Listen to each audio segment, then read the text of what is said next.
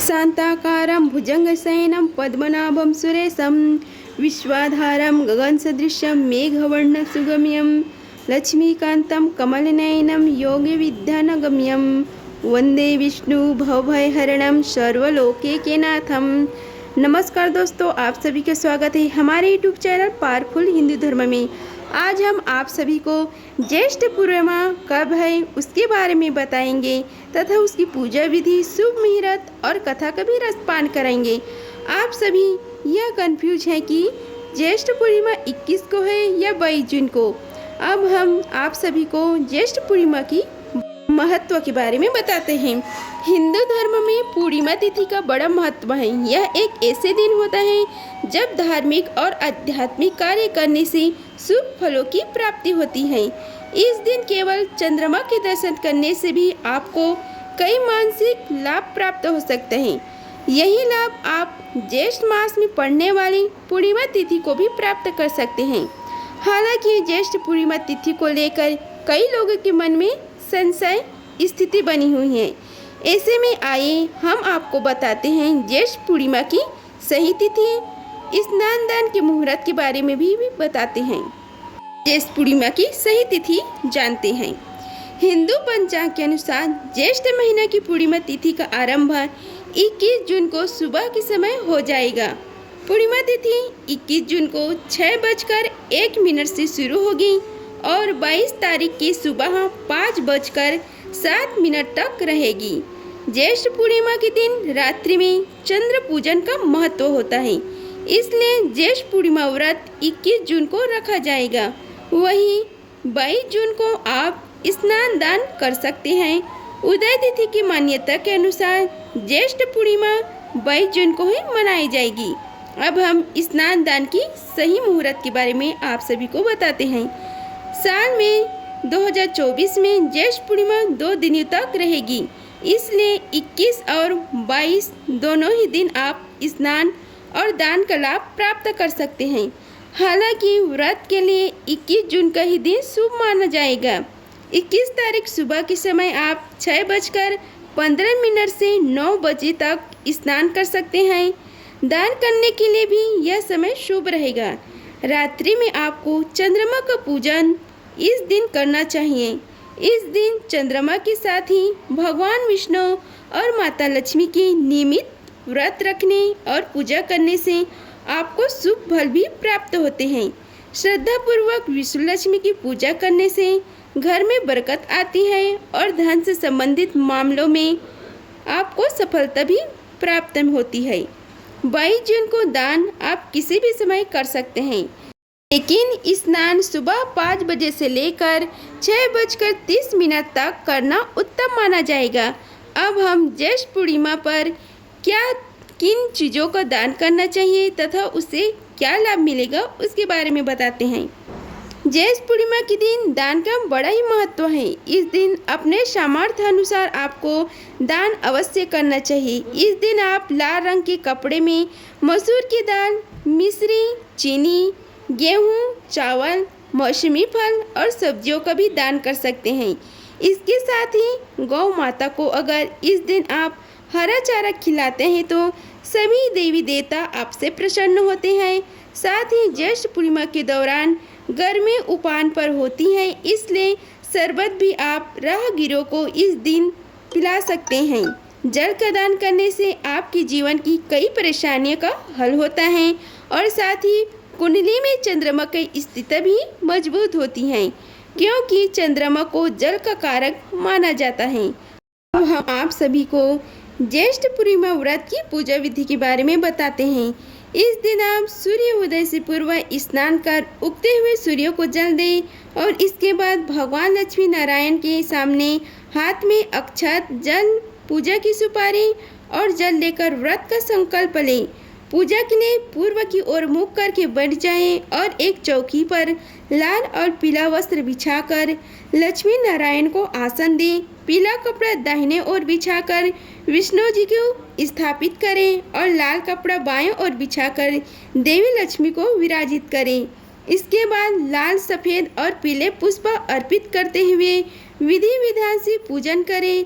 संभव हो तो देवी लक्ष्मी को कमल का पुष्प अवश्य अर्पित करें। इसके बाद मखाने की खीर, आटे की पंजीरी या शुद्ध घी से बने मिष्ठान का भोग भी लगाएं। आरती के बाद लक्ष्मी नारायण व्रत की कथा का श्रवण करें। पूर्णिमा तिथि पर व्रत रखकर विधिवत विष्णु जी का पूजन करें और चंद्रमा देव को अर्घ्य देने से आपके घर में सुख समृद्धि बनी रहती है। यदि इस तिथि में माँ लक्ष्मी को भी अत्यंत प्रिय होती हैं, इसलिए इस दिन श्री हरि के साथ लक्ष्मी पूजन करने से दरिद्रता का नाश होता है। धार्मिक मान्यता के अनुसार व्रत के प्रभाव से मनुष्य की समस्त मनोकामनाएं पूरी होती हैं। इस व्रत को करने से धन संपत्ति सुख वैभव में वृद्धि होती है। इस व्रत को गृहस्थ ही नहीं अविवाहित को भी करना चाहिए। इससे उन्हें सुयोग्य जीवन साथी की प्राप्ति होती है। अब हम आप सभी को श्री लक्ष्मी नारायण व्रत की कथा का रसपान कराते हैं।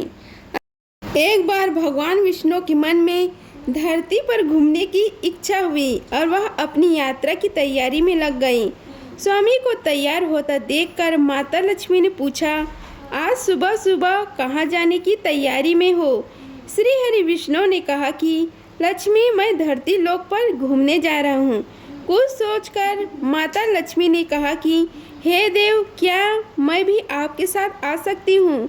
भगवान श्री हरि विष्णु ने 2 पल सोचकर फिर कहा, एक शर्त पर तुम मेरे साथ आ सकती हो। तुम धरती पर पहुंचकर उत्तर दिशा की ओर नहीं देखोगी। इस शर्त से माता लक्ष्मी सहमत हो गईं। प्रातः माता लक्ष्मी और भगवान विष्णु धरती पर पहुँचे।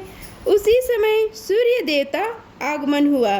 धरती की सुंदरता को देखकर माता लक्ष्मी अत्यंत प्रसन्नचित हुई और भगवान विष्णु को दिया वचन भूल गई। धरती को देखती देखती अब उत्तर दिशा की ओर देखने लगी। पता ही नहीं चला उत्तर दिशा में माता लक्ष्मी को एक बहुत ही सुंदर बगीचा नजर आया और उसी तरफ से भीनी भीनी खुशबू के साथ बहुत ही सुंदर सुंदर फूल खिले थे। यह एक फूलों का खेत था। माता लक्ष्मी बिना सोचे समझे उस खेत में चली गई और एक सुंदर सा फूल तोड़ कर लाई। जब माता लक्ष्मी भगवान विष्णु के पास वापस आई तो भगवान विष्णु की आंखों में आंसू थे। भगवान विष्णु ने माता लक्ष्मी को कहा, किसी से बिना पूछे उसका कुछ भी नहीं लेना चाहिए और इसके साथ अपना वचन भी याद दिलाया। माता लक्ष्मी को अपनी भूल का पता चला तो उन्होंने भगवान श्री हरि विष्णु से इस भूल की माफ़ी मांगी। भगवान विष्णु ने कहा, तुमने जो भूल की है उसकी सजा तो तुम्हें जरूर मिलेगी। जिस माली के खेत से तुमने बिना पूछे फूल तोड़े हैं, यह भी एक प्रकार की चोरी है। इसलिए तुम 3 साल तक माली के घर नौकर बनकर रहोगी। इसके बाद मैं तुम्हें वैकुंठ वापस बुलाऊंगा। माता लक्ष्मी ने चुपचाप सर झुकाकर वचन स्वीकार किया। माता लक्ष्मी एक गरीब औरत का रूप धारण करके उस खेत के मालिक माधव की झोपड़ी पर गई। माधव ने पूछा, बहन तुम कौन हो और इस समय तुम्हें क्या चाहिए? तब माता लक्ष्मी ने कहा, मैं एक गरीब औरत हूँ। मेरी देखभाल करने वाला कोई नहीं है। मैंने कई दिनों से खाना भी नहीं खाया है। मुझे कोई भी काम दे दो और मैं तुम्हारा घर का भी काम भी कर दूंगा। बस मुझे अपने घर में एक कोने में आसरा दे दो। माधव बहुत ही अच्छे दिल का मालिक था। उसे दया आ गई, लेकिन उसने कहा, बहन मैं तो बहुत ही गरीब हूँ। मेरी कमाई से मेरे घर का खर्चा मुश्किल से चलता है। लेकिन अगर मेरी 3 की जगह 4 बेटियाँ होती तो भी मुझे ही गुजारा करना था। जैसे रूखा सूखा हम खाते हैं उससे मैं खुश रह सकती हूँ। तो बेटी अंदर आओ। माता लक्ष्मी को अपनी झोपड़ी में शरण दे दी और माता लक्ष्मी 3 साल उस माधव के घर पर नौकरानी बन कर रही। जिस दिन माता लक्ष्मी माधव के घर आई थी उससे दूसरे दिन ही माधव को इतनी आमदनी हुई, उसने एक गाय खरीद ली। धीरे धीरे अच्छे कपड़े भी बना लिए, फिर एक बड़ा पक्का घर भी बनवा लिया। बेटियों और पत्नियों ने गहने भी बना लिए। माधव हमेशा सोचता था कि मुझे यह सब इस महिला के आने के बाद मिला है। इस बेटी के रूप से मेरी किस्मत बदल गई। एक दिन माधव जब अपने खेतों से काम खत्म करके घर आया तो उसने अपने घर के सामने द्वार पर एक देवी स्वरूप गहनों से सजी हुई एक औरत को ध्यान से देखकर पहचान गया। यह तो मेरी मुंह बोली बेटी यानी वही औरत है। वह पहचान गया कि यह तो साक्षात माता लक्ष्मी है। अब तक माधव का पूरा परिवार बाहर आ गया था और सब हैरान होकर माता लक्ष्मी को देख रहे थे। माधव बोला, माता हमें माफ़ कर, हमने तेरी से अनजाने में ही और घर और खेत में काम करवाया।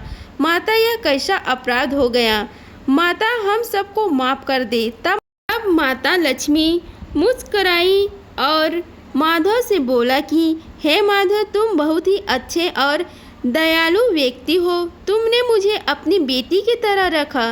इसके बदले मैं तुम्हें वरदान देती हूँ कि तुम्हारे पास कभी भी खुशियों की और धन की कमी नहीं रहेगी।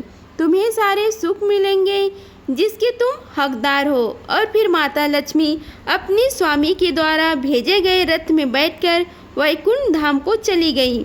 गुरुवार को भगवान विष्णु की उपासना बहुत ही फलदायी मानी गई है। अगर इस दिन भगवान विष्णु के इन मंत्रों को जाप किया जाए तो निश्चय ही धन संपत्ति हर परेशानी दूर हो जाती है।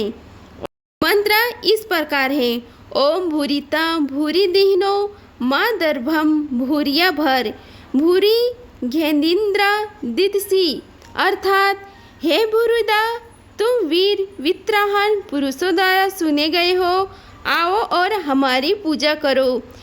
हे राधासी, हे लक्ष्मीपति, भगवान विष्णु आप महादानी हो। आप एक सामान्य दानदाता ही नहीं बल्कि बड़े दानी हैं। इस संसार में कहा जाता है कि जो हर जगह में निराश हो गया हो आपके पास से कभी भी खाली हाथ नहीं जाता। आप उसकी इच्छा पूरी करते हो। हे भगवान विष्णु, उसी तरह मेरी भी आर्थिक समस्याओं से मुझे मुक्ति दिलाओ। सर्प संयम का शांतिपूर्ण रूप, कमलनाभि देवताओं का भगवान, वह ब्रह्मांड का आधार है और वह आकाश जैसे दिखता है। कमल नेत्रा लक्ष्मीकांता योगियों के ध्यान के लिए सुलभ है। मैं सभी लोगों की एकमात्र स्वामी श्री हरि विष्णु की पूजा करता हूँ जो इस संसार के भय को दूर करते हैं। भगवान विष्णु को जगत पालक कहा जाता है। वे पूरी दुनिया के पालनहार हैं। इसलिए हमेशा पीले फूल व पीले वस्त्र उन्हें अर्पित करने चाहिए और इस मंत्र से उनका स्मरण करना चाहिए। इससे जीवन में सकारात्मक विचारों और घटनाओं का विकास होता है। भगवान विष्णु और लक्ष्मी की पूजा जिस घर में होती है वहाँ सुख और समृद्धि का भी वास होता है। अगर आप सभी को हमारी वीडियो पसंद आई होगी तो वीडियो को लाइक कीजिए, चैनल को सब्सक्राइब कीजिए और कमेंट बॉक्स में ओम नमो भगवते वासुदेवाय लिखिए। धन्यवाद। मिलते हैं अगले वीडियो में। तब तक के लिए जय श्री राधे कृष्णा।